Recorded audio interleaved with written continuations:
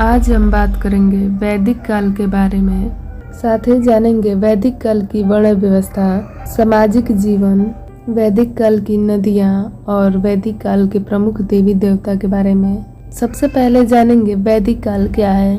माना जाता है कि जिस काल में वेदों की रचना की गई उसे ही वैदिक काल कहा गया है और इसका पीरियड बताया जाता है 1500 बीसी से 600 बीसी तक। इसी के बीच आता है एक संक्रमण काल। इसे भी जान लेते हैं। सिंधु सभ्यता का पतन 1750 ईसा पूर्व तक हो गया। इसके बाद अगले 250 साल में धीरे धीरे वैदिक सभ्यता का विकास प्रारंभ हुआ। इसी 250 साल को संक्रमण काल कहते हैं, यानी सिंधु सभ्यता के पतन के बाद और वैदिक काल की शुरुआत के बीच का जो काल है उसे ही संक्रमण काल कहते हैं। वैदिक काल को दो भागों में बांटा जा सकता है, जिसमें पहला है ऋग्वैदिक काल और दूसरा उत्तर वैदिक काल। विद्वानों द्वारा ऋग्वैदिक काल का समय 1500 ईसा पूर्व से 1000 ईसा पूर्व के बीच माना जाता है और उत्तर वैदिक काल का समय 1000 ईसा पूर्व से लेकर 600 ईसा पूर्व तक माना जाता है। अब बात करें ऋग्वैदिक काल की, तो यह काल प्राचीन था। इस समय जाति का निर्धारण कर्म के आधार पर किया जाता था। वहीं उत्तर वैदिक काल में जाति का निर्धारण वंश के आधार पर होने लगा।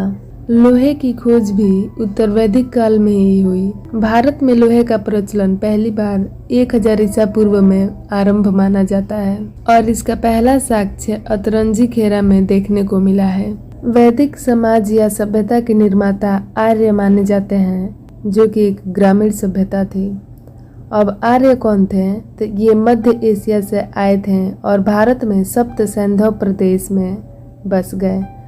सप्त सैंधव प्रदेश मतलब 7 नदियों का प्रदेश, पंजाब और हरियाणा वाला एरिया। इतिहासकारों द्वारा माना जाता है कि आर्यों की भाषा संस्कृत थी, जो देवताओं की भाषा थी, जिस कारण आर्य स्वयं को श्रेष्ठ कहते थे। भारत में मूल निवासियों को अनार्य या निम्न कहा जाता था। दक्षिण भारत का आर्यीकरण अगस्त ऋषि ने किया और उत्तर भारत का आर्यीकरण राजा विदेह के पुरोहित गौतम राहुगढ़ ने किया, किंतु ये गंगा नदी को पार करके पाटलिपुत्र नहीं पहुंच पाए, जिस कारण अथर्ववेद में पाटलिपुत्र को अछूतों की भूमि कही गई है और यहाँ के गंगा जल को अपवित्र माना गया है। इस समय सबसे प्रिय पशु गाय थी, जो समृद्धि का संकेत थी। गाय की हत्या करने पर मृत्यु दंड भी दिया जाता था। राजा का मुख्य कार्य गाय के लिए युद्ध करना था। ऋग्वेद में इस युद्ध को गविष्टि कहा गया है। उस समय अर्थव्यवस्था का मूल आधार कृषि था। परुष्णी नदी, जो वर्तमान में रावी नदी को बताया जाता है, के तट पर आर्य और अनार्य राजाओं के बीच युद्ध हुआ। इस युद्ध में आर्य विजयी हुए। इस युद्ध को दशराज्ञ का युद्ध भी कहते हैं। इसकी चर्चा ऋग्वेद के 7वें मंडल में है। आर्यों के विजयी होने के कारण ही इस क्षेत्र का नाम आर्यवर्त पड़ा। आर्यों में सबसे महान राजा भरत था, जिसके नाम पर आर्यवर्त का नाम भारत रखा गया। अब बात करेंगे वैदिक काल की वर्ण व्यवस्था के बारे में। तो इस काल में समाज को 4 भागों में बांटा गया, जिसमें है ब्राह्मण, क्षत्रिय, वैश्य और शूद्र। ब्राह्मण पूजा पाठ तथा शिक्षा दीक्षा का कार्य करते थे और इनकी संख्या सबसे कम थी। क्षत्रिय ये रक्षा का कार्य करते थे, यानी ये सैनिक होते थे और इनकी संख्या वैश्य से कम थी। वैश्य व्यवसाय करते थे और इनकी संख्या शूद्रों से कम थी और शूद्र ये दूसरों की यहाँ सेवा करते थे और इनकी ही संख्या सर्वाधिक थी।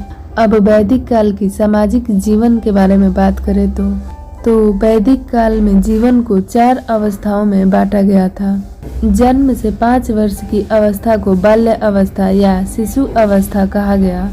इसके बाद जीवन की 4 अवस्थाएं प्रारंभ हुई, जिसमें पहला है ब्रह्मचर्य, जिसकी समय सीमा 5 से 25 वर्ष की थी।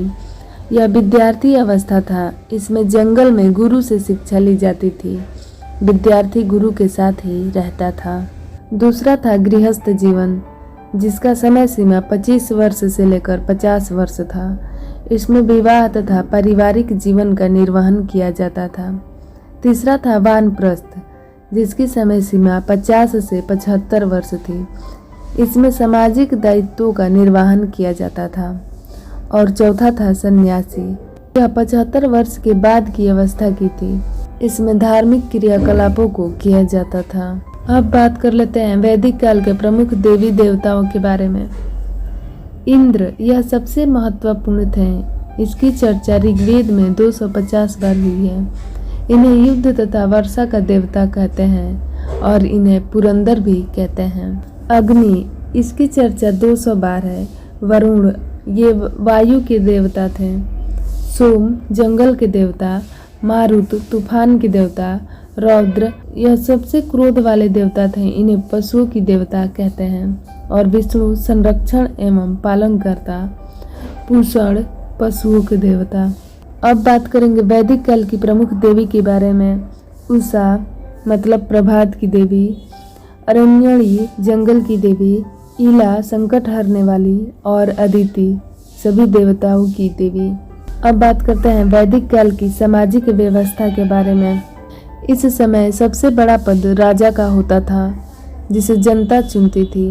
राजा किसी भी निर्णय को लेने से पहले विभिन्न समितियों के बैठक कर इसकी चर्चा करता था। इस काल में 3 प्रमुख संगठन थी, सभा, समिति, वित्त। सभा निम्न साधारण लोगों का संगठन था। इसकी चर्चा ऋग्वेद में 8 बार की गई है।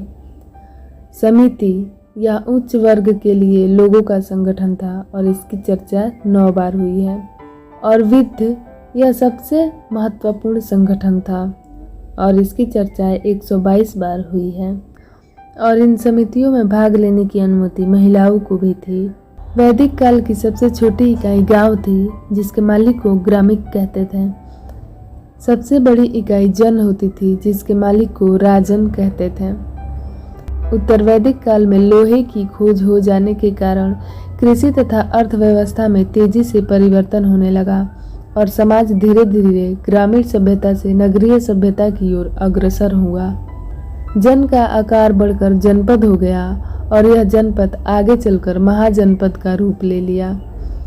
महाजनपद का काल सिंधु सभ्यता के बाद दूसरी नगरीय सभ्यता थी, यानी सिंधु सभ्यता प्रथम नगरीय सभ्यता थी और महाजनपदों का उदय दूसरी नगरीय सभ्यता थी।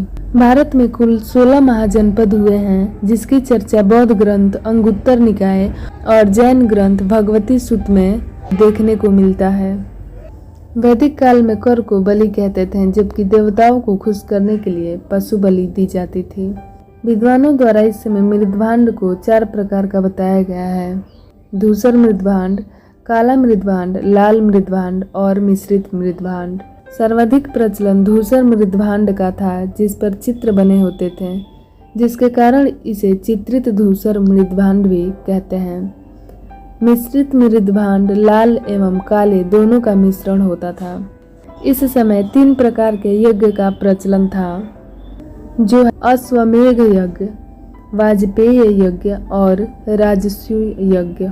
अश्वमेध यज्ञ में घोड़े को यज्ञ करके छोड़ दिया जाता था। जहाँ तक घोड़ा जाता था वहाँ तक का क्षेत्र राजा ले लेता था।